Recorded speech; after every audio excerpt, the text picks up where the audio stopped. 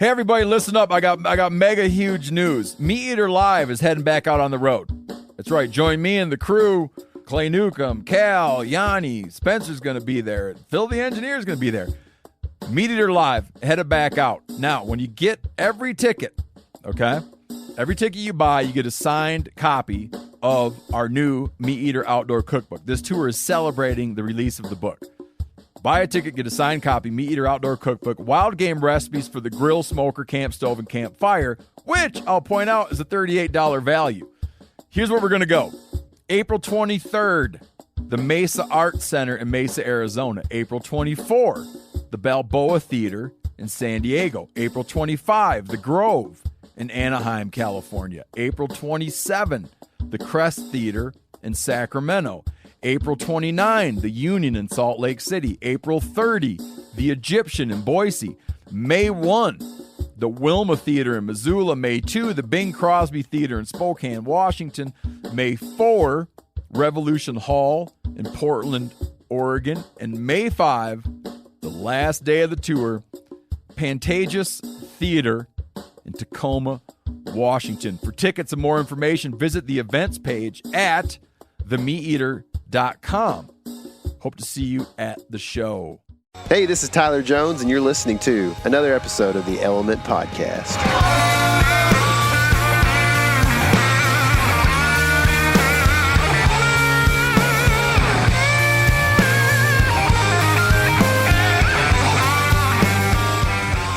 What's happening on my woods, people? Currently, I'm sitting in the woods, but I'm not hunting or fishing. I'm sitting in a truck, and my co-pilot, who's currently on his lunch break, an extended lunch break, Mr. K.C. Smith is flying a plane over here, and that's no joke. What's happening, dude? I'm glad Jet leaves me little toys to play with in your vehicle. Yep. Whenever we're in here, keeps me busy on these long road trips that we take. So it's nice. Mm-hmm. Yep. But besides that, just I'm pretty hungry right dude, now. Me too. too. And the reason why that we're extra hungry is A, it's past my lunchtime. Yeah. But B, we just did an incredible interview with Mr. Jesse Griffiths from a restaurant down in Austin, Texas. I don't know if he was at his first or second restaurant, but he said he was at a restaurant. He's at the second one. He went to the second one. The Taquiera. Yeah. Okay, so Jesse is an author, a chef, an outdoorsman. So as an author, he has a book called A Field. And that's one word, A Chef's Guide to Preparing and Cooking Wild Fish and Game. He was a finalist for the James Beard Award, which is really pretty awesome. He founded a restaurant down there in Austin that's based off of like kind of, you know, the Locavore movement, I guess. Mm-hmm. So I'm excited about this. He's also been on Bizarre Foods, I believe. With your hero. I think that's where I originally saw him. Yeah. With my hero. And so anyway, this guy is like, he's done it, man. And we did an interview with him, and there was like some kind of weird monster effect in there or something during one part. But like I don't know, you might have to excuse the audio a little bit for a section there if you notice it. If not, don't even think about it. Recently, we went on a squirrel hunt. We did. What was that all? Which turned into a rabbit hunt. And then a shed hunt. And then a shed hunt. And then a buck bed hunt. Yeah. So as most of our postseason outdoor adventures go, we start to key in on one thing and then gradually drift towards the whitetails. It's just who we are. But we got a lot of the other stuff done too. Yeah, we pretty much did it all. You're the squirrel spotting master, dude. I feel good. Dude, I was impressed. It was like that one time this summer when I was like, dude, hey, how about the spot? Like I'm looking at it on a map and there should be bucks bedding here, and using, going up to the doe bedding, and then we saw bucks from the road. It was kind of the same thing because, like when I spot things and you haven't spotted them yet, it's amazing. It never happens hardly. I think part of it was I already mentally switched over to looking down low. Well, I know the second one, you were kind of that way already for sure. But you did do a good job on spotting some squirrels. And maybe, too, I was thinking rabbits. So, dude, you got into rabbit mode, like rabbit raging mode. Yeah, I got the rabbit. So you weren't about it at first. No, I like squirrel better than I do rabbit, but rabbits are kind of more fun to shoot because they're fast. Dude, we had some fun doing that. Yeah, it was cool. I did get a enema from a cedar tree. I don't even know what that is really. So get out, find your local public brush pile and jump on it, and you'll kill two birds with one stone, or two rabbits with one jump. But don't do it during snake season. Yeah, don't do it during snake season. You can get a friendly clean out from a cedar bush like Tyler, or you can also run a rabbit out and smoke him. Or you can shoot a tree like I did when the rabbit ran out. This sucker came running out so fast, like the rabbits do. Out fast, man. And it was not like I'm going to go and then stop and look back and then go. It was I'm gone. And so he takes off through these like cedar elms and cedar trees, and he was going straight away. He was only like 15 yards when I finally got up on him, but it was way too thick in there, and I just blasted the cedar elm tree. Yeah, we could see like the hole through where you shot through the trees. Yeah. So that was fun though. We killed a rabbit, a fox squirrel, a cat squirrel, and you found a shed. Found a shed, man. Teenager shed. I don't know. The first. I'm telling you, I'm convinced. The first shed of 2018. I've never done well with sheds in anywhere around that I go, except for South Texas. But last year I had a great shed season, and this year looking pretty good. Yeah. I don't know if I'm going to be out as much as I was last year to find as many, but I was pretty cool. I was pretty pumped to find that one. I mean, it literally had like 1 inch of tine sticking up out of the leaves. Dude, it was just a happen chance though. Like it just. There's no way I should have found the thing, except I was like looking at the ground right there, and I was like, huh? Yeah, we had got into whitetail scouting mode at this point. Not shed hunting. We were scouting for deer sign, and we get into this area where there is 2 rubs, I think, and one of them was good. 2 good rubs, yeah. And so we're like, man, there's a lot of edge habitat here. This is definitely a transition area, even though, as usual in Texas, at least in the parts that we hunt, you couldn't see a trail, really. It's just like, oh, well, there's a lane there they might move through. Yeah, and so anyway, we're sitting there. We were talking about, we're like, well, maybe we should hang a camera here. What do you think? And we had picked one up, a camera that we had in the area, and we were going to put it out. And so this is why me finding these squirrels is such a big deal. Because we're like, okay, let's put a camera out right on that tree over there. And we start to step. And Casey's like, oh, there's a shed. And it looks like, literally like an inch of baby tine is sticking out of the leaves. It's like one of those things that just, I would have just walked right over it, but it was a good find. It's cool. I was pumped. A little 8-point shed from probably like a 1-year-old buck. You know? Yeah, it's real old too. So, it's chewed up a lot, which a lot of times I'd either rather find them, and it would be sad, I guess, if it was a big one. But like a brand new brown that's big, I like that. But I also like the really old ones for some reason. It's kind of been chewed on and stuff. They're just kind of like neat, Every shed kind of tells a story. Yeah, for sure.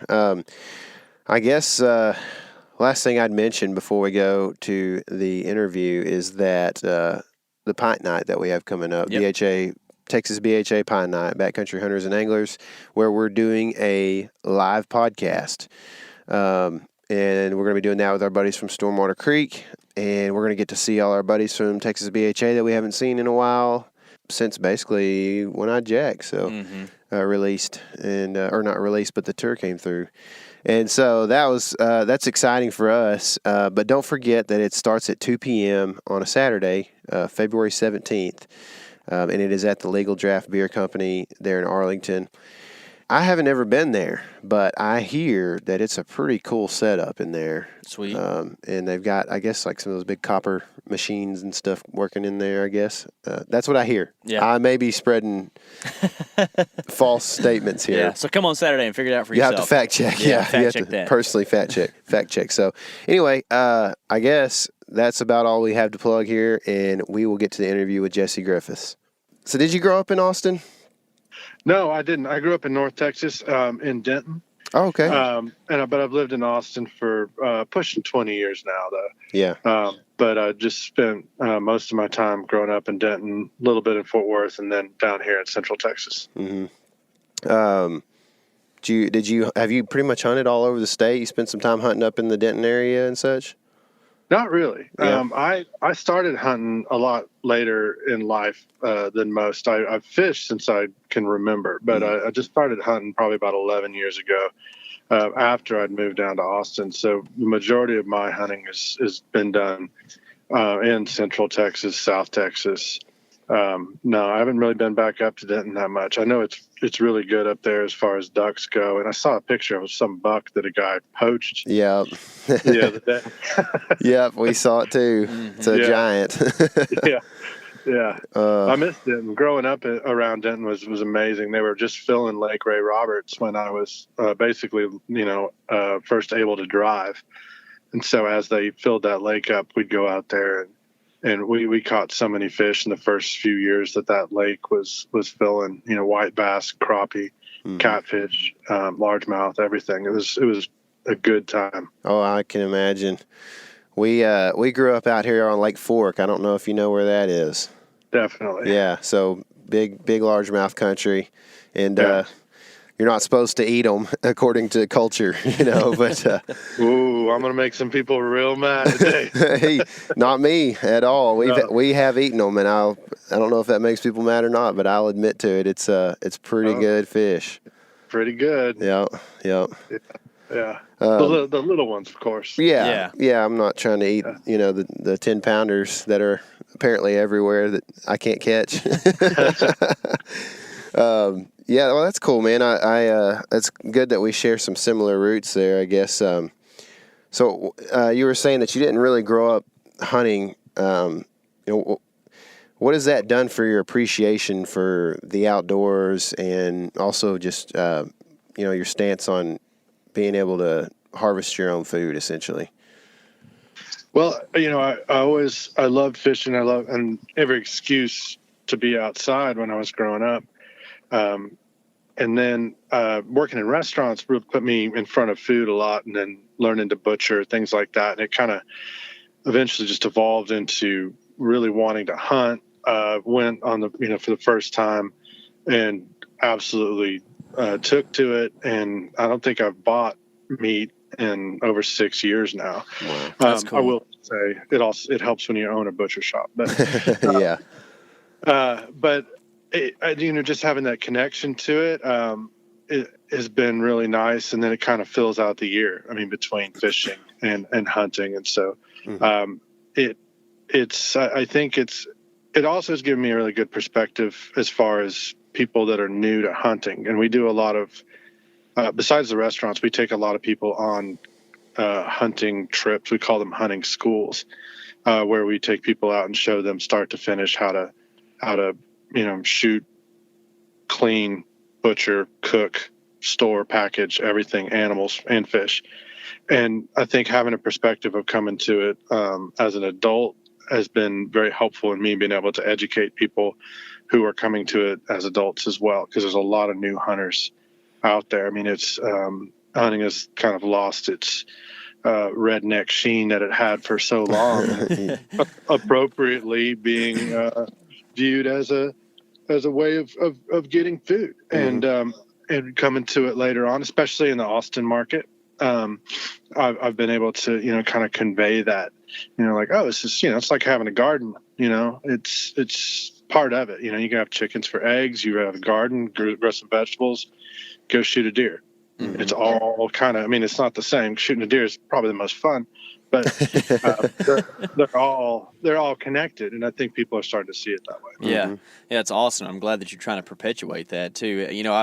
I see that trend a little bit too. We're not near as urban, so we're just not around as many people, and not around as many urbanites so people who kind of, I guess, grasp that and would be going for that different direction. We kind of live in that redneckville you're talking about, to where like hunting has just been culture and always has been. So it's cool to see it coming from the other direction. You talked about, I guess you fished for forever, but you came to hunting later in life as a pursuit, I guess, for better, more quality ingredients. how did you get your start like in the culinary world? Well, I started working in general when I was I got my first job when I was 14, and then when I was 16, I just signed on to a restaurant. I mean, I just started working there as a busser, and then I think the best way to put it is I never got out. Yeah. I didn't go to college. I didn't go to culinary school.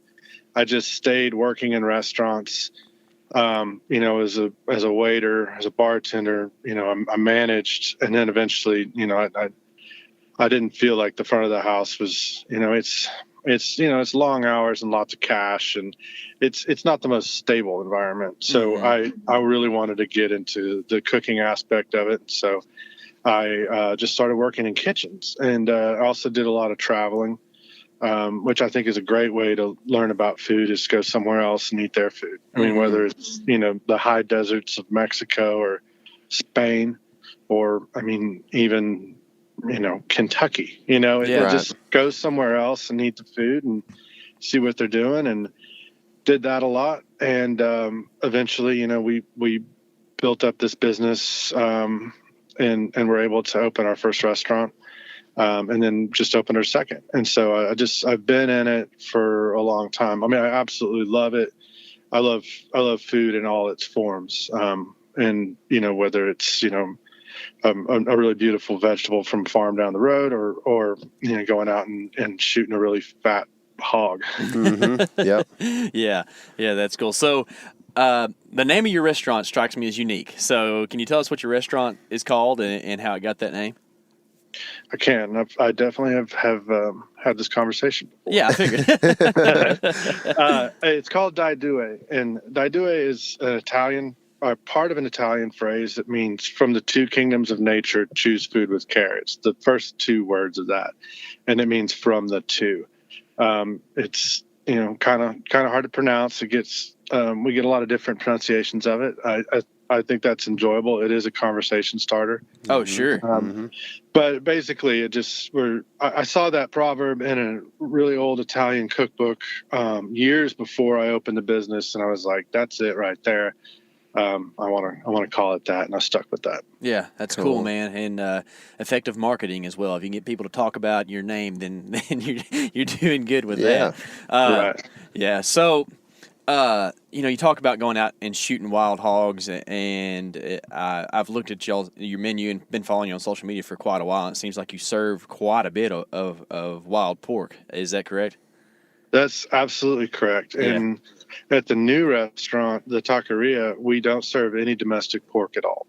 Cool. We are only serving feral hog. Yeah. And a lot of that came, well, there was kind of a resurgence on our end. We've always served a lot of feral hog at the restaurant, and they're trapped.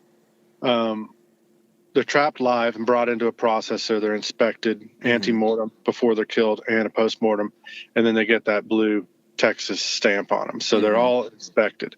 But I love the idea of being able to alleviate this hog problem through eating them. Yeah. Parks and Wildlife, they've famously said we're not going to barbecue our way out of this situation, but I think that this is a great use of a resource like that. I mean, what situation would we be in if they were inedible? It would be a far worse place. So we made a commitment at the new restaurant to only serve feral hog, and by my estimation, we're probably going to serve about 300 of them a year. And that doesn't count the other restaurants. So I think between the two, we're probably sitting at about 500 a year. Yeah. Which is a drop in the bucket, of course, but it is doing something. Yeah. And we did, in all transparency, campaign pretty heavily against the poisoning of them. When the warfarin poison was offered up, I think this is probably about 10 months ago, where that became a thing, and it was defeated, and we were part of that. I was really resistant to the poisoning of them for a lot of reasons, not just selfishly because it might affect our ability to serve them as food, but after doing that, I felt it was pretty incumbent on us to double down on our efforts to just basically kill more of them. Right. Like if we're going to say, no, you can't pursue this means to kill these hogs, then we need to up the ante a little bit and step up and see to it that more of them are taken out. Uh-huh. So that's one way to do it in my mind. Yeah. So then how do you, like you said, it's a drop in the bucket, but it is 500 wild pigs a year or so. How do you get other restaurants to get on board, and then further individuals to take that initiative and maybe that responsibility that, hey, if we're going to campaign against this poison, then we still have to do something about it, you know? Right. I mean, that is a great question. In that, how do you get people that are already hunting to consume the hogs, which I think is the responsible outcome of killing a hog, but I mean, you definitely don't have to. And then how do you get other restaurants to do it? And I think that, I mean, those are two different issues, and they're both very complex. The first, how do you educate hunters to be able to more easily use feral hogs as a food source is through education. You have to be able to teach them simple and effective methods that are going to work and that they're going to actually use. When you go to somebody and be like, oh yeah, well, you need to do this intricate cut and French the rack and then wrap it around and then tie it with twine, brine it in this, and then serve it with a lingonberry glaze and smoke it. They're going to look at you and they don't want to do that. It's like, but instead, if you say, I have a really good way to turn a big stinky boar into hamburgers. Like, I mean, then you've got their attention. And if you can make that work for them through a couple, simple tricks or just like preparations, then you are really going to get through to people a lot better.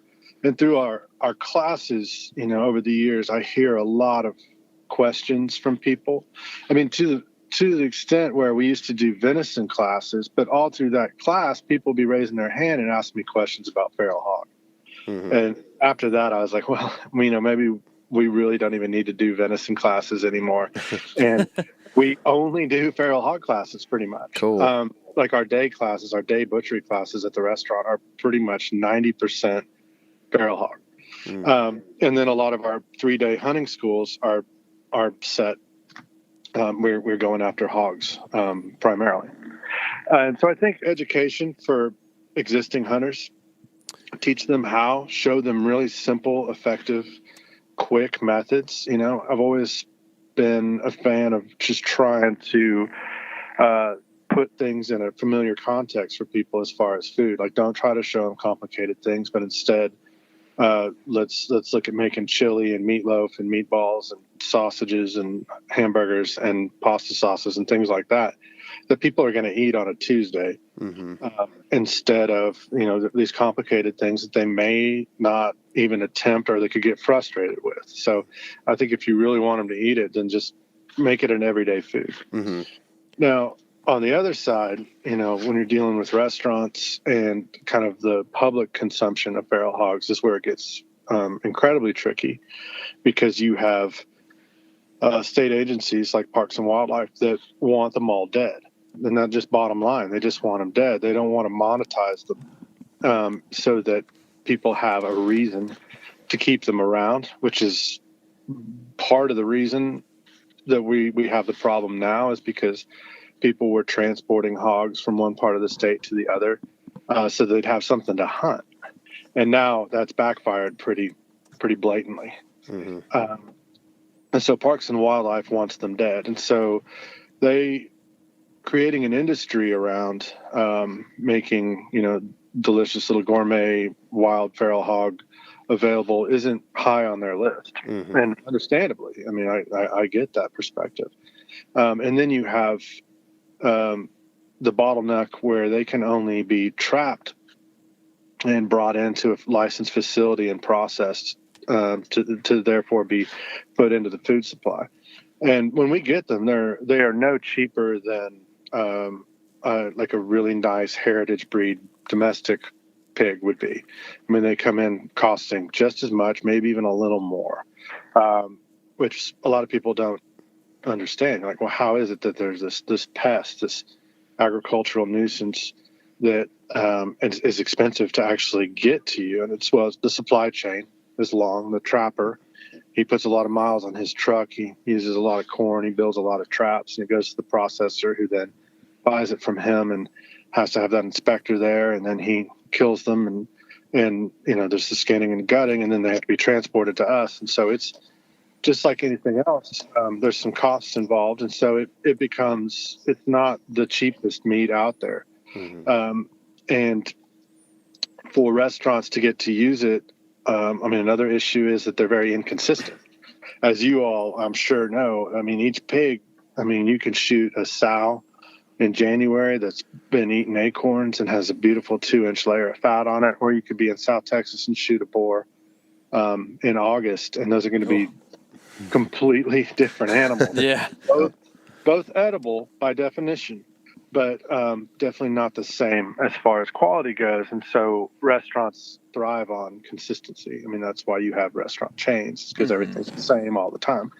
So how do you get these hogs into the food supply where they're available consistently and at a price that's manageable for a restaurant? And I think, I'm it sounds like I'm leading up to the answer, but I'm just stop because I don't have the answer. So, things that we do is, the pigs, I have a very good relationship with the processor that is bringing our pigs in. These pigs are trapped on LCRA land, which is Lower Colorado River Authority land. And for some reason, they're just fat and beautiful, and they taste amazing. And so we get a really consistent product at the restaurant as far as those go, or at both restaurants. But that couldn't be said for everyone everywhere. So it makes it a little easier on us. Very rarely do we get a big boar that's got, kind of that stink to it. He selects mostly mid-sized hogs for us that visually look like they have a good amount of fat. And then the larger boars and the smaller pigs kind of go into a grind or a trim product, which we also purchase. But we're flexible enough to be able to deal with both of those, the whole carcasses and the trim for making sausage and so forth. So that's how we deal with it. Cool. So we never really covered this, but explain the concept behind Die Dewey. Well, it's really simple. Sometimes, I'll be talking to somebody and they're like, well, that's just such a great idea. And I'm like, that is possibly the oldest idea ever. If not, maybe the second oldest idea ever. And we only source food that's available to us from around here. I don't have like a strict radius that I go with. Sometimes, for Valentine's Day, I might buy some bowfin caviar from southwestern Louisiana. But for the most part, all of our produce, and every bit of our produce is going to come from Central Texas. Maybe we'll go to South Texas to get some citrus. We'll go to North Texas and get some really nice cow milk cheeses.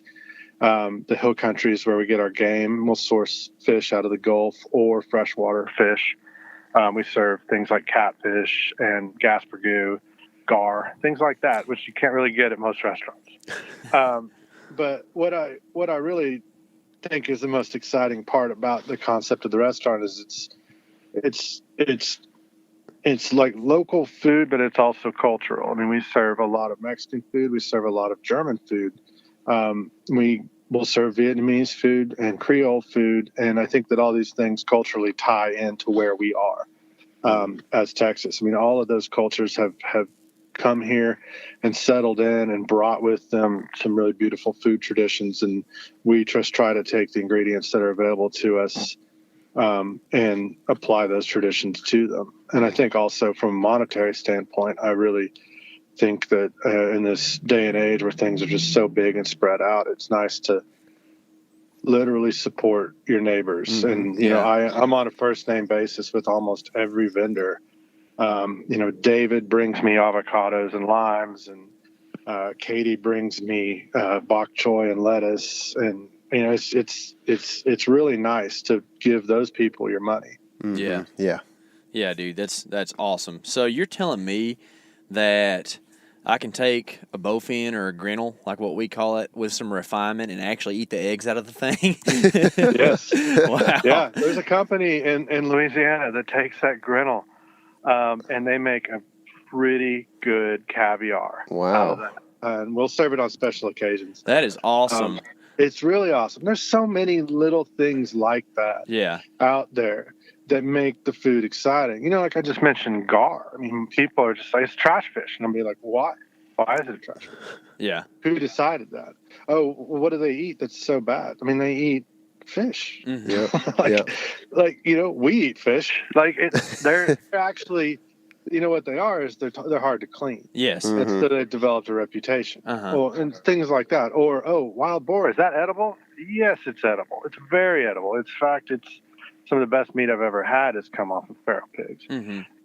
There's all kinds of little things just floating around out there. I mean, we live in a very amazing part of the world in that there's, a semi-arid desert to the west. There is ocean to the east. To the north is these rolling blackland prairies, and there's these to the south. It's just this kind of red dirt and giant deer and olives growing down there, and lemons and papayas and avocados. And so, if you go 3 hours in any direction, you're in a different part of the world. Mm-hmm. And so it's pretty magic here, actually.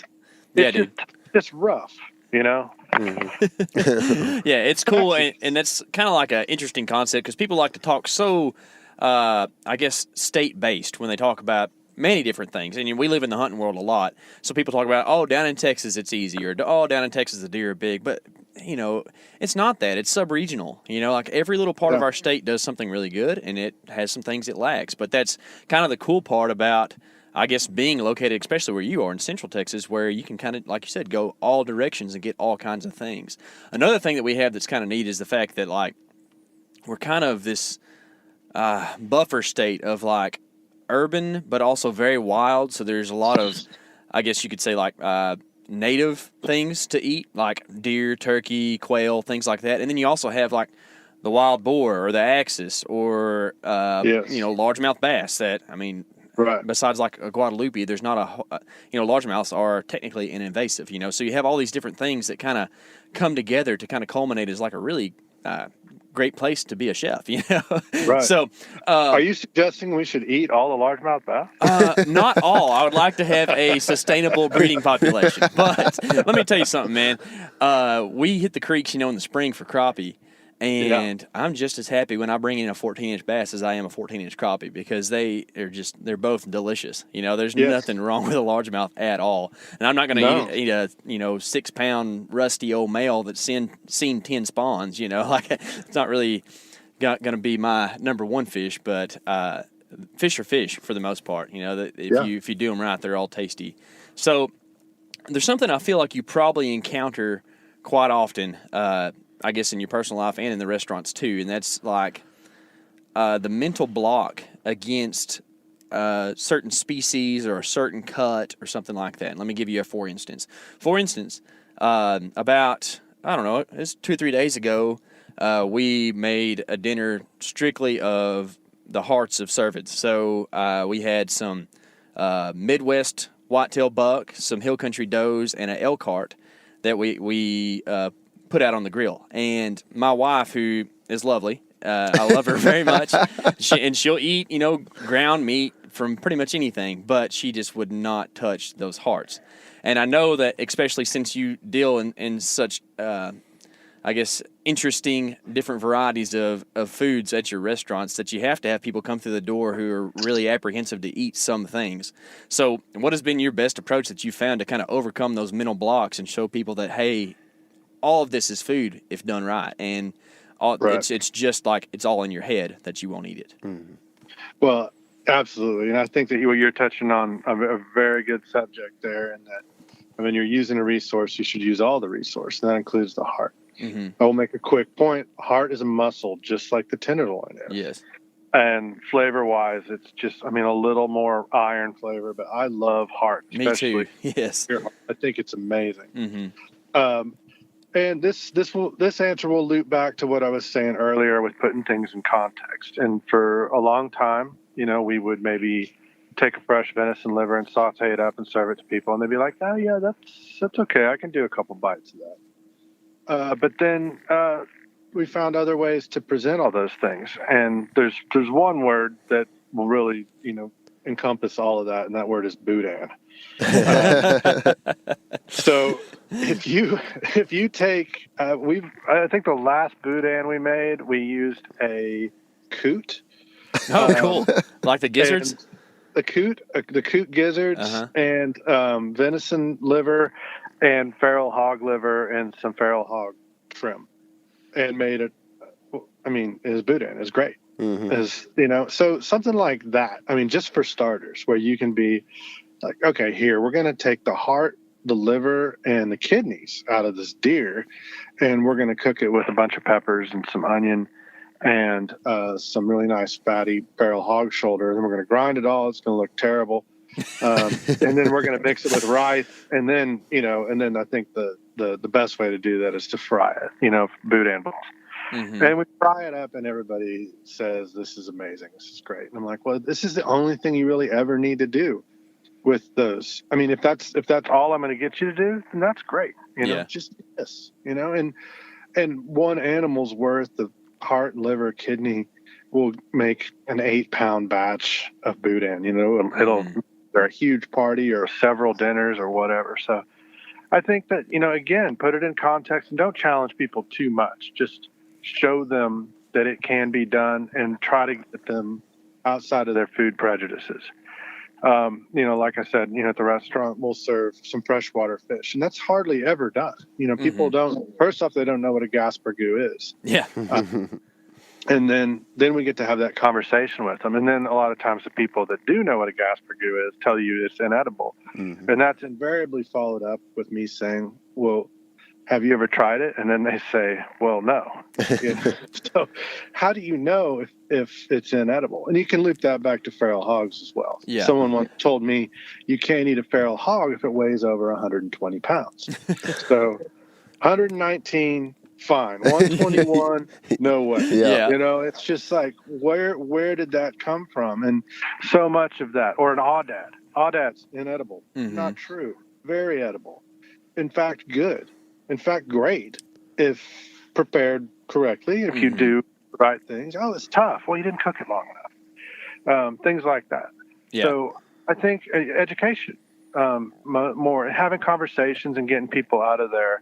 The only thing that's good is backstrap, and that, wild ducks don't taste good or whatever. I mean, there's just misconceptions, and the way that people handle game meats or prepare them might not always be in their best interests. Yeah, sure. And I'd like to touch on that, but I'm going to back you up just a bit because I went to school in College Station, and that's where I learned the term gaspergou. Before that, we always called them freshwater drum. That's the same thing, right? Yeah. Yeah, and it's funny to me because I heard that too, like, oh, don't eat that, or like, if you can find somebody to give it to, do it, or what have you. But then you head 3 hours south and you catch a small black drum at the coast, and it's delicious. You'll find it on plates, on menus at restaurants, and they're like literally so basically the same that it's crazy, the fact that they're separate species, like they're just almost the same exact fish. And it's funny how people kind of get that species block in there too. And I've seen that more often. Like, for instance, there are members of my family that will eat deer meat, but if you grind up a hog and try to present it as a hog burger, oh no, I can't do it because it's hog. And it's like, how is it different? I don't understand. Maybe people like that have had like a one bad experience with something, and then it kind of ruins them forever. But I think that's what's cool about how you're doing like the I guess total outdoorsman classes. What do you call those classes where you teach them how to hunt and cook? We call them hunting schools. Hunting schools, okay. And when when you do the hunting school, and like you really can facilitate where people don't have that bad experience. Like, hey, yes, you did shoot a 220-pound boar, but if you treat it right, then it can still taste good. And I think that oftentimes people, and I kind of fall into this just a touch. I'll just be honest. Like, there's a gradient scale of, something that's worth harvesting because it tastes good enough to prepare, but I don't want to deal with an extensive preparation. And, because you kind of get to that point where it's like, okay, yeah, I could go shoot, a soft-shell turtle, and with some cleaning and some different things, it could be tasty, but at the same time, I can go out here and shoot a mourning dove, and it's a whole lot easier to cook. You know what I'm saying? So, I guess where I'm going with this is, like, how extensive do these hunting schools get that you do? And, like, I guess how exotic do you go with the different things you teach people to cook and clean? But we don't get that exotic unless we feel like they want to know that. Yeah. And I think that's why we limit it to about 6 or 8 people per trip. And so I'm in there, I'm sitting in the blind with them, I'm talking to them all weekend. Then we're just getting a feel of what they want to know. And then when we start up the class, and we typically will butcher 3 animals and then cook those not all of them, but cook that for dinner that night in 15 different preparations. And I'll let them guide me. I mean, I'll say, well, what is it that your family's going to eat, or what are you most curious about, or what have you been told you can't eat off of a deer? Oh, you can't eat the ribs. Oh, yeah? Well, let's do this then. Let's try this out. Oh, you can't eat it raw. Oh, yeah? Well, we're gonna. I'm gonna do that just because you told me I couldn't. Things like that. Or I remember one time we were down in Matagorda and we had some fishing guides sitting around, and we're serving just course after course of fish, and we served them some fried fish, which is, I think, one of the finest foods in the world, just fried fish. Mm-hmm. And one of them was like, "This is the best fried fish I've ever had." And I was like, "Well, I'm glad you said that, because that's gaff top." Oh, man. Yeah. Yeah.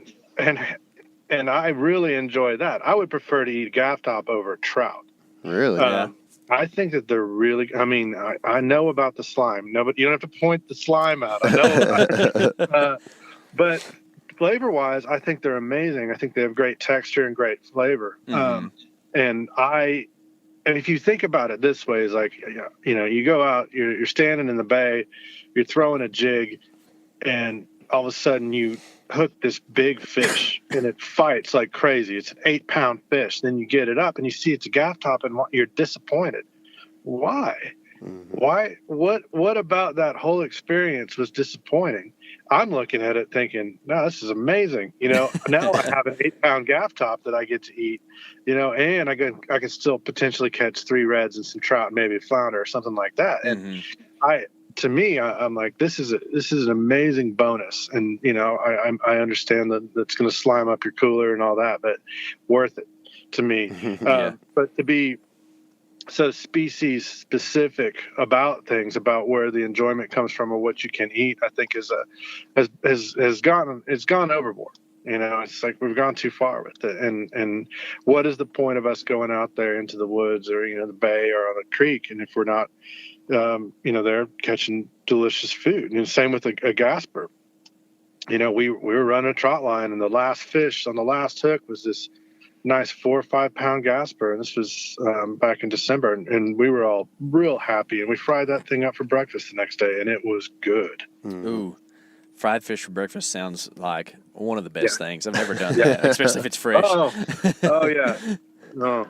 Yeah. Fried bacon grease. Oh, man. Ooh, with bacon. See, Jesse, you talk my language, man. Yeah. So let's go back to your restaurant stuff a little bit here. I understand you serve the wild boar, and because of, the, I guess, criminalization of market hunting, you can't really have any native North American game animals on the menu, right? So right. All of the deer are axes, fallow, sika, elk, that are either escapees or being culled off of game ranches. Yeah, delicious animals nonetheless. Actually, axis is next to elk. Axis is probably my most favorite thing that I've eaten. Absolutely, by far. So, but it's still like not the true experience of going out and shooting one of a true wild animal yourself. It's still, like you said, it's farm raised game animals or game meat. So. Do you actively kind of promote the idea that, like, hey, this is a reasonable facsimile, but it's not the real thing, and to do the real thing, you need to go out and do it yourself, or do you kind of keep those two worlds separate from your restaurant and then from the hunting schools? Right. I mean, there's a lot of misperceptions about that. I mean, some Yeah. people think that, in the morning I get a call from a sous chef. They're like, yeah, we need a hog and 3 catfish. And I just I'll put on my boots. It can't happen that way legally. But, Yeah. I think as far as the hogs go, I mean, that is exactly what you're getting out in the wild.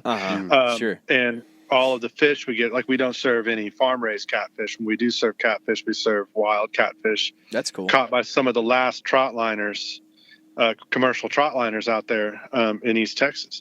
And but with the deer, it is a little different. And we've had people challenge us to say oh, it's illegal to serve venison. I'm like, no, it's not this kind, but Yeah.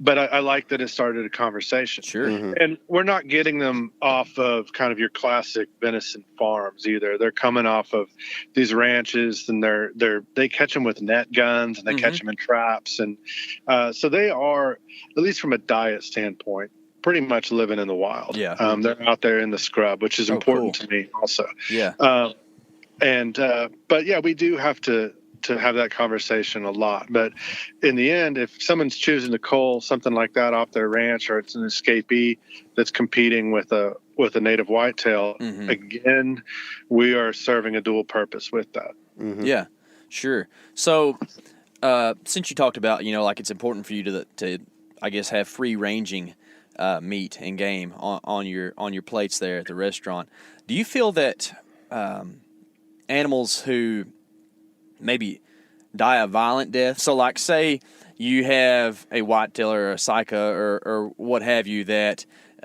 is shot with an arrow or a bullet with an ethical shot, they don't really know what happened and they expire and bleed out, as opposed to something that comes from a game farm, or say beef at a finishing cattle lot, grain finished or what have you.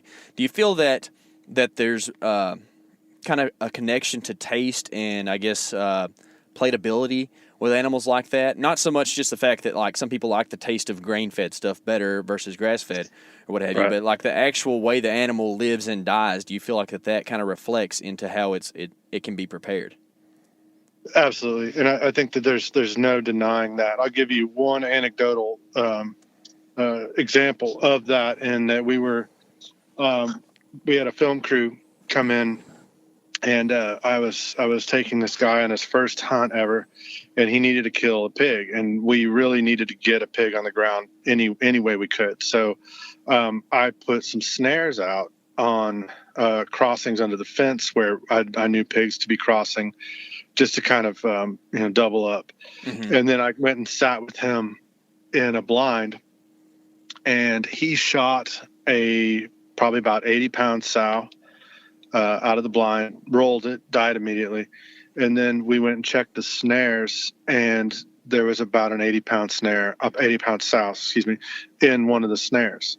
We took him back. We killed her immediately upon getting there. Took them back, butchered them both. The one that he had shot was great, tasted really nice. The one that we caught in the snare was inedible.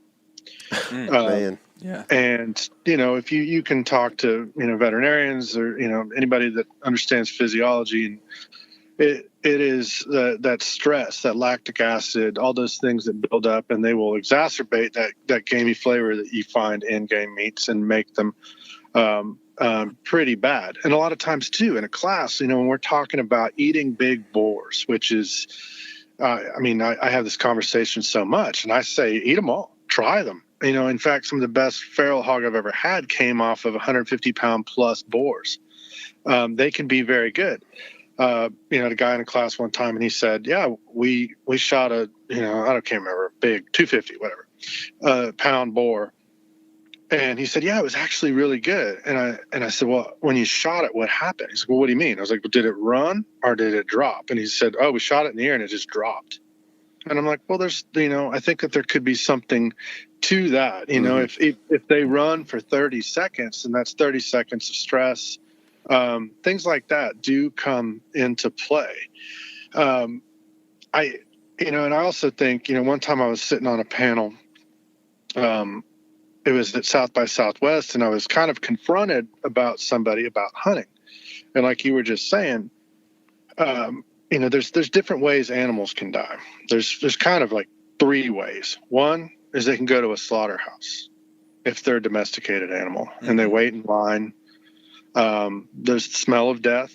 They know what's happening, and whether it's a cow who might have a restricted understanding of what's going on, or a smarter animal like a pig. Yeah. Or they can die in the wild, and no animal ever goes and lays down in a meadow full of little daffodils and falls asleep and walks into the light. That it never happens that way. The fire ants, the coyotes are gonna get them first. Yeah. Or something. And I don't in the wild, I don't think it ever is a peaceful way to die. Or there's the third option, and that's an animal sticks its head out, it walks into that meadow, boom, and it dies. And for people that are opposed to hunting, especially, I say, well, if you're personifying animals, or you're trying to make a case for the best death, which of those 3 do you choose? And I think it would be the quick death in your natural environment, right? With as little stress as possible. Now, you're also sometimes there's a bad shot and the animal may run and you have to track it, but I think that's you have to incorporate that into hunting as things go wrong in the wild, and that could be a factor. But I think at the end of the day, hunting an animal is the best way for everyone, for you to eat it and for the animal to die as well. So I'm going to kind of head a little bit different direction here maybe, but how much foraging have you done? A little bit. Yeah. We forage, things like wild chilies. I found some dried up chiltepine peppers yesterday. Mushrooms here and there, especially, our mushroom seasons are really hit or miss here, but I mean, some years it's amazing. We'll find morels and chanterelles. Things like cactus fruit, agarita. And then, I have a 7-year-old daughter, so I mean, things like dewberries. Oh yeah, are just a given, and that's just good fun, and that's like you can kind of incorporate a little bit of crappie fishing and dewberry. And so I mean, if it's there, for sure. And I love the idea of eating, wild plants, or I was talking yesterday also about the white bass run, and that there's always wild onions coming up where you're catching white bass, and the same, I don't know if it's photo period or lunar phase or temperatures or whatever it is, but if there are wild onions growing, then there's probably white bass spawning. And so the wild onions, I'm just kind of curious, that's, you tend to smell them. I feel like, if you smell something that smells like an onion, can you go wrong eating it as far as you've seen? You can't go wrong. That's what I've heard, is that if it has that oniony smell, then it is definitely edible. It's not going to be I can't remember what I mean, it is an edible allium. So you mentioned the white bass earlier, and this kind of piqued my interest.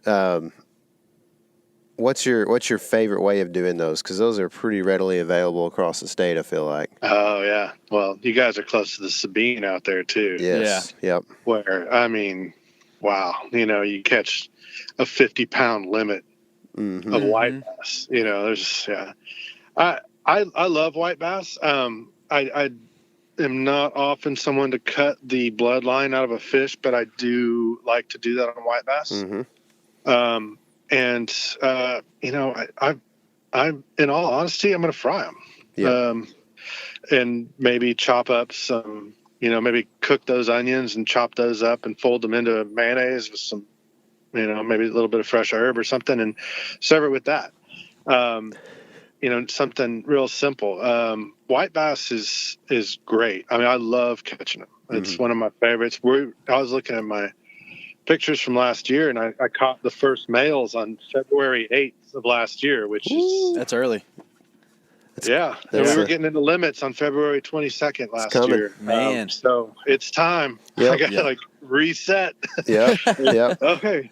All right. Dust that stuff off and get ready to That's right. hike. Yeah, You know, and that's a good fly rod quarry for us. Tyler and I have just caught the fly rod bug the last couple of years. Oh, and yeah. that's just what we love to do. And those shallow water creeks, and it's pretty easy when you can throw a size 12 clouser or something and just rip white bass all day. And, or we call them sand bass, but same thing. Yeah. But and then really, I didn't grow up targeting them much in the spring up here as much as we did in the summer when they get in the big schools out in the lakes, and chasing them, and you're fishing them like they're bonita or tuna or something, offshore. That's a lot of fun too. That's enjoyable. And that kind of, I guess, leads me into another question for, I guess, culinary options. Let's just call it that way. So, we, as humans, oftentimes think of herbivores as food, right? Like everybody knows that you see a cow and it's food. It's eating grass. It's food. And then hogs would be omnivore. Some people eat things like coons, which I like coon, but it's not a common thing. But a true carnivore, when you're talking land animals, is not very widely accepted as like food. Like and I have a mental block against it. Like I just do not want to eat a coyote. It's not in my list. But when you switch over to fish, the carnivorous fish are really what you end up eating. People don't really want to eat things like carp, who are omnivores, or grass carp or things like that. So, I guess why is that? And then have you dabbled into the whole, mammal or land animal carnivore side of things? I don't know why that is. I've definitely thought about that because it is, as you stated, it's just the reverse. Yeah. I've tried carp before.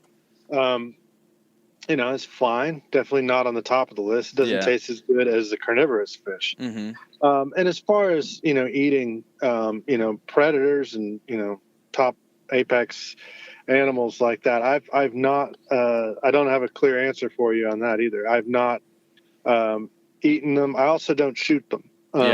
So that's one thing. And I recently heard that, somebody was handing out bobcat jerky and that it was everybody's favorite. And like, well, that's great. I mean, you killed a bobcat and you made jerky. Good. Yeah. Mm-hmm.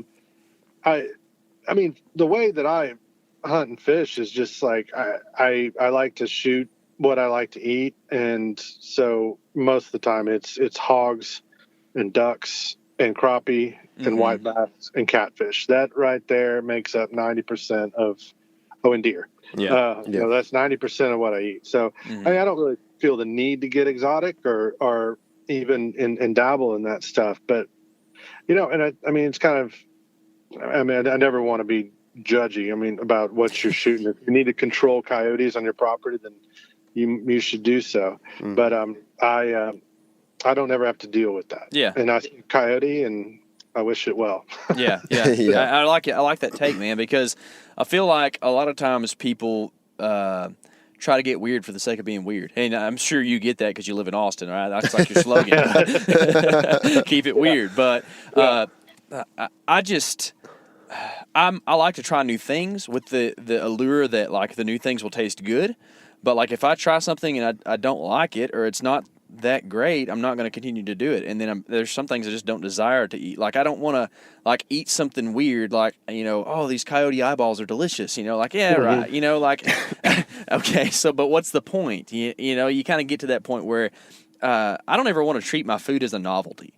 You know what I'm saying? Like I agree with you. I want to like respect the game that I take, and I want to eat the parts that are edible and eat the game that is considered edible or that I care to eat. And I'm not going to shoot something without a purpose, like you were saying earlier. But at the same time, like I don't want to like go out and try to find like the weirdest thing I can shoot just so I can eat it. And I like you said, not to get too judgy. I'm sure there's people that do enjoy coyote eyeballs, but it's just not going to be me.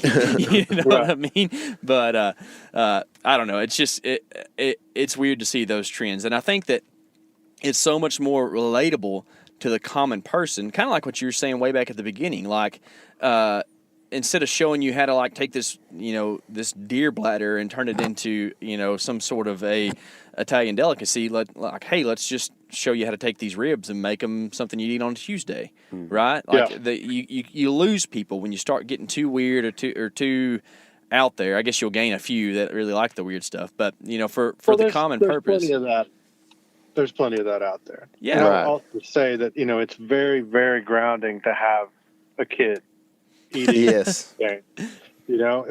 My daughter's not exactly picky, but when it comes to the day-to-day stuff I'm going to make, it is a little bit limiting, and it also affects the way that I cut a deer or a hog. Now most of it will go into ground or breakfast sausage, or make hot dogs out of venison, things like that. Yeah. And that is also, and that's real world application. That's when you take everything else out of it, all the romance and like, oh, I'm going to do this, and it's going to be so impressive. But that's when you're looking at that deer, that hog, and you're like, I need to make food for the family. What are they going to eat? Right. Mm-hmm. Yep. That's how I treat it a lot of times too. Kind of on this subject, your book is of the same concepts, and the overall concept is pretty interesting to me. You took a photographer on several hunts, I believe. Is that correct? Yes. Can you kind of run through how you got the idea and what the book is? And I mean, do a plug for yourself too. Feel free to do that. Well, yeah. I mean, the book, it came out almost 6 years ago now. And so, definitely learned a lot since. But the basic idea behind it was, as I said earlier, I came to hunting later on in life, and it was all these things that I had learned in applications, and coming at it as a novice, how to clean an animal, how to butcher that animal, and how to cook it most effectively. And I didn't really see a lot on the marketplace like that. Since that time, there's been kind of a proliferation of really good quality cookbooks. I mean, Hank Shaw writes amazing books. Stephen Ranella has come out with a series of very just comprehensive books on game and cleaning and cooking and these things. So at the time, I wanted something that was very visually helpful, where it would show you step by step, this is how you skin a squirrel, or how you half shell a black drum, or how you break down a hog, and how to cut the ribs or the chops, and this and that, and then some nice simple recipes. I was lucky enough to work with a very talented photographer who's really patient and good at being quiet. And we're working on another book now. Awesome. And this one it's no surprise, but this next one is going to be dedicated only to feral hogs. Mm-hmm. That's cool. I was going to ask you about that actually, because I had read, I think on your website or something, that you guys were trying to decide on a concept. Yeah, and I mean, it's the thing that people ask about. It's the proverbial elephant in the room, and so that's I love the educational aspect. So we decided to tackle that because I think that it would just be useful. It's a field guide, this is what to do with them. But the book, I mean, originally we set out to just do this really simple, not high level expertise cookbook and guide, and just nice little stories in there. I think people enjoy reading I know I enjoy reading quick, short stories about hunting and fishing. I don't know what our time limit is today, but I could sit here and talk to you guys for hours. For sure.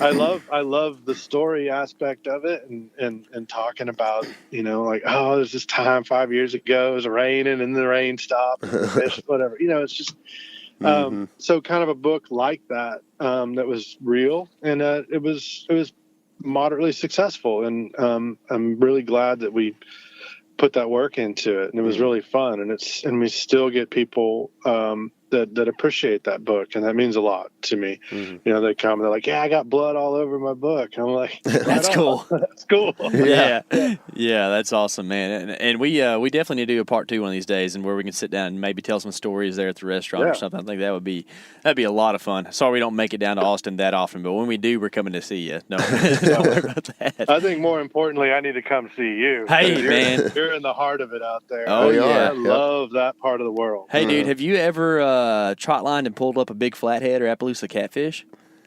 We run. First off, I don't have a boat, so we wade. We'll put on waders and run trot lines, and we'll catch some blue cats here and there, but not. I've caught a couple yellow cats, but nothing huge. Yeah, well, you've probably heard about them some, and they have a lot more, I guess, oil or fat to them, and but if done right, we did. I grew up doing Cajun smoked Appaloosa fillets, and man, it was just it's one of my greatest meals. It's just something I love. So anyways, if you're free around May, come up here and join us, and we'll do a little bit of that and a bunch of other things. So good. That'd be awesome. But anyways, I feel like that you've got a great thing going here, man, with educating people on what really is food, and what where food comes from, and how you can go out and get to it yourself and turn these wild, organic, free, happy animals into food that you can feed your family and be healthy with. But with that being said, it's not a lot of good to have those animals on the landscape if there's no access. And this is going to be kind of like a little, I guess, public lands plug here. I can imagine that through these hunting schools that you do, that question comes up from time to time on these people who are trying to get introduced to hunting, but then they see the price of a deer lease is $1,500 a year, and when you start doing a little math, and chicken's $2 a pound at the grocery store, like, it gets pretty tough to want to go and lease a place. So I guess my first question is, do you talk much about the public land stuff with people who are taking these classes and people that you encounter? And then I guess how do you feel about hunters' access and where we're at with that nowadays, and where do we need to be headed, especially on a state level? Yeah, that is an exceptional question, and we do address that constantly. So you have a new hunter come to a class, and they went to the academy and they bought the rifle, they bought the game winner camo jacket. They're ready to go. Oh yeah. Well, I own several, to be clear. So, and then they come out to the ranch where they pay a pretty high amount to come with us for this weekend and kind of get the crash course on everything. And then at the end of it, they're like, "So what's next?" And I'm like, "Well, yeah, that's a really good question. We live in a state that's 97, 98% privately owned. And so you do have a little bit of an uphill battle. But the first thing I do is refer them to the annual public hunting permit with Parks and Wildlife, which I think, just like anything else, you'll get out of that what you put in. If you're willing to hike more and just be more tenacious than other hunters, then you can potentially get more out of public lands. I also, what has worked for me personally is making friends with farmers. Now, I make friends with farmers a lot because I spend a lot of money with them. But the second method, I was like, what you need to start doing? First off, you need to go to the farmer's market because that's where the best produce is at. And also that's the people you need to support. Most of the people that you're buying produce from at the farmer's market have a hog problem. Most of them do. I'm not saying, on the first date when you go up there and buy that first head of cauliflower and a cabbage, that you need to ask if you can come out on their land. But I'm saying maybe after 6 months in conversation, when you hear them saying, "Yeah, the hogs got into that south pasture and just tore up all my onions yesterday," that's when you can step in and be like, "Well, what about me coming out and sitting there, one night this week and trying to, keep them out of there?" And a lot of times the answer is going to be like, "Sure." I think there's other ways to go about it, but public hunting is probably the most reliable. And I also would like to, plug Parks and Wildlife and Texas Wildlife Association, and, in their efforts for education and keeping these accessible, keeping these resources as accessible as they possibly can be. I get to participate in a mentored hunt at Inks Lake every year, and it's cool. a lot of fun. We'll guide first time hunters on they'll go shoot deer and then show them how to clean and butcher and make sausage, and we cook a couple meals for them, and it's really rewarding. But when it comes down to it, that's 8 or 10 people a year that we're getting in there and getting them that opportunity when there's a lot more. And I think it's a fine balance too, because your private landowners in Texas are acting as stewards of said land and keeping it, generally in this nice wild condition. And so same with the hog problem. I don't know what the overall overarching answer is going to be to keep the general public having access to hunting without degrading the land and the hunting. But I would like to, continue to work towards it where people can get those opportunities. And I think the start is with public lands, going through Parks and Wildlife. Yeah, for sure. We had KC and I spent a lot of time on public lands, and we had opportunities to shoot deer this year, and we like to shoot. We like to not scare too many deer out of an area that we may have a pretty decent buck in sometimes. So we'll pass some does, early in the season and such.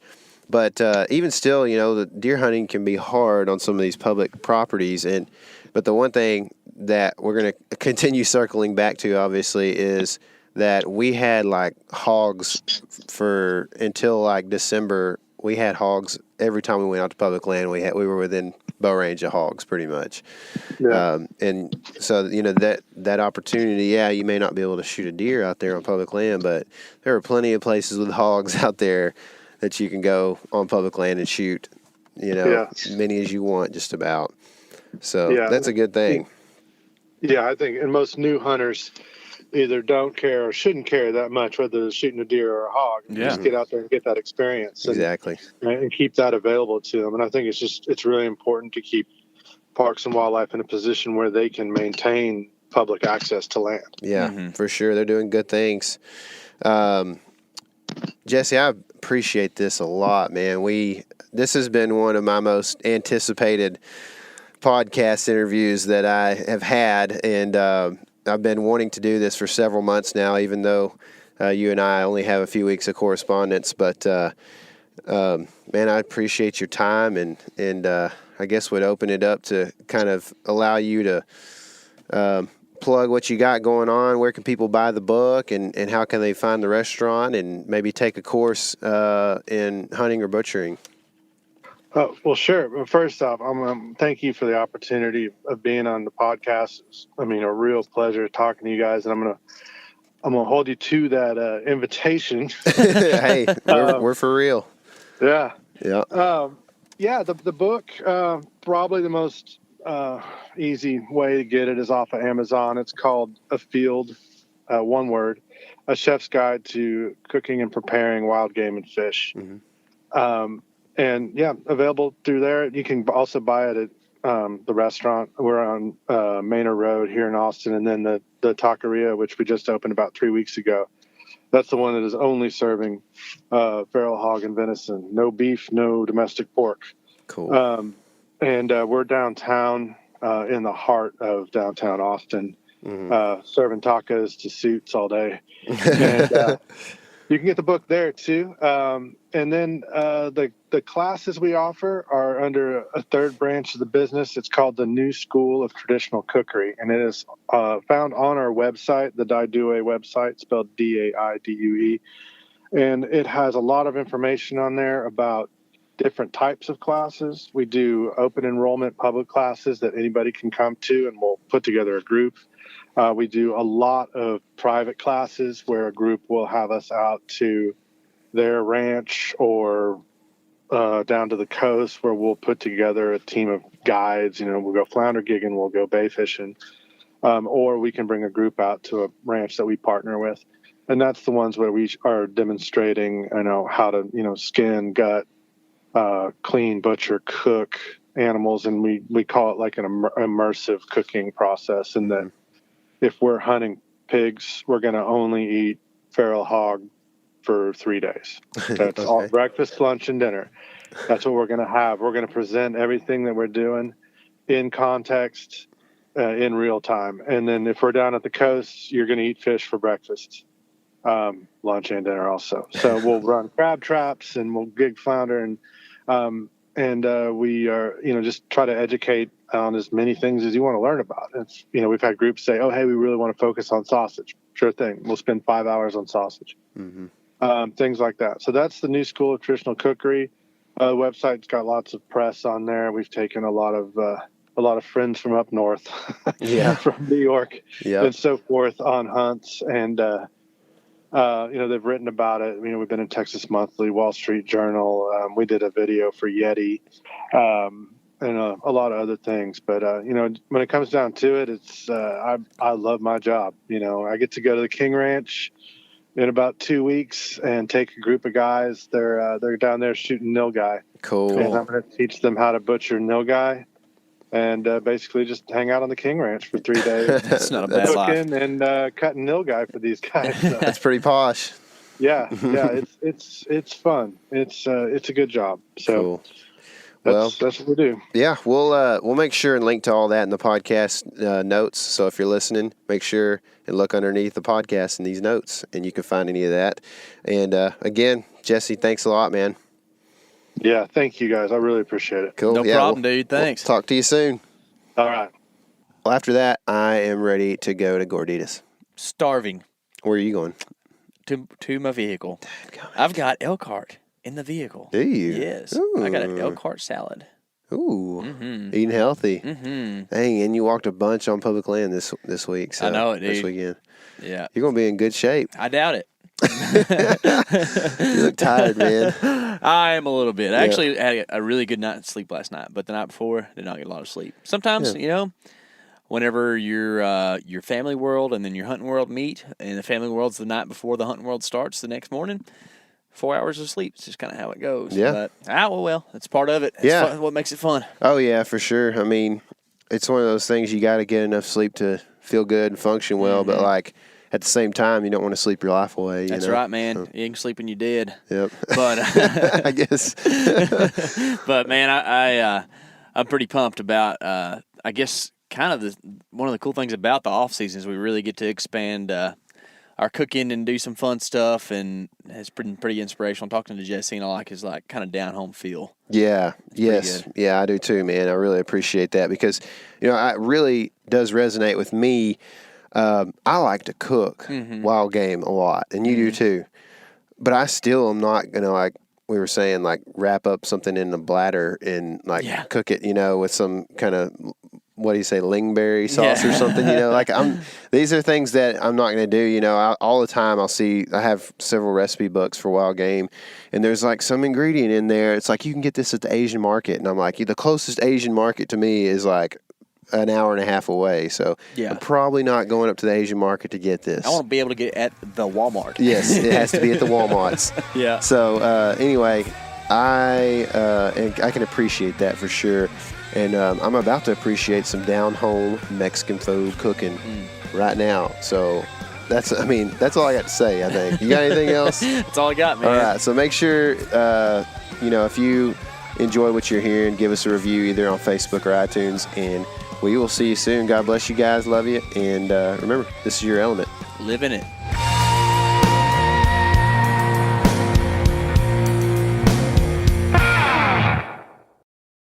Hey everybody, listen up. I got mega huge news. Meat Eater Live is heading back out on the road.